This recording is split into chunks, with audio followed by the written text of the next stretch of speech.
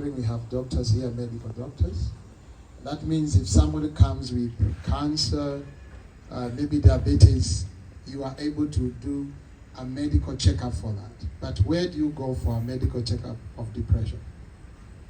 We don't have a blood test for depression, do we? You can't take a blood test for anxiety or financial issues. So that we go to laboratory, we take a blood test, and then we say, this one is telling us we have we have money issues, or we have financial infidelity. That's why we are here as psychologists, and myself as task.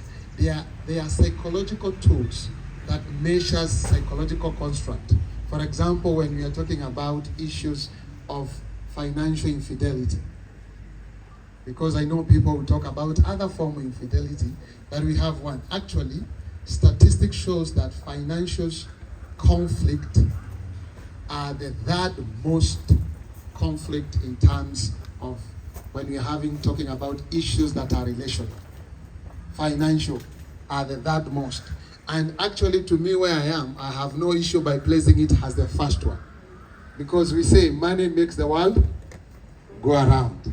Yes, you may be in a relationship and you are doing very well, but it is until you talk about money that now you start knowing, oh, I thought this is my sweetheart. How come the faces is changing? And so I'm here to educate, or just to psychoeducate a little bit about finances, and to say finances or financial matters. All of us, we are here at KK. We are working. At the end of the day, we are looking forward for that pay that you get. So what is it for me? Because there is one thing we ask, or I usually ask, is it that you love KK so much, or you are here for your money? How many people will work without no money? So I don't want to take that test. How many people love KK so much so that if they are told to come here next month, they will come and there is no money? And is it that we love work? Is it that we love work?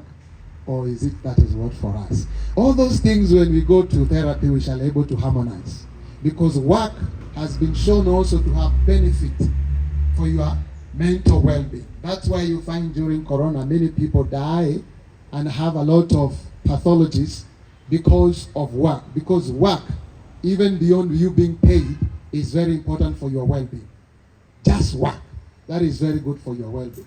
So when I'm talking about finances here, and I want to talk them in a context of relationship, and I want to say this, that finances is very key to have financial intimacy. At the very end, from the very first beginning, it's very good to establish what we call financial intimacy. Are you aware of that? But because of where we are coming from, there are some issues, or there are some factors that make us not to have financial intimacy. And that's why you find in relationship, you can talk about everything else, but except money. And one of those barriers that make us not to talk about money in a context of intimacy or relationship is what we call money wounds. Money wounds. We have money wounds from where we are coming from. You know, as you grew up, there are some issues that happen to our life, especially we Africans. There is how we were brought up. And so we went through money wounds. And so even in relationship, when you come here, remember, we are just children in a body of an adult. By the way, we are just children, sometimes in the body of a what? Of an adult.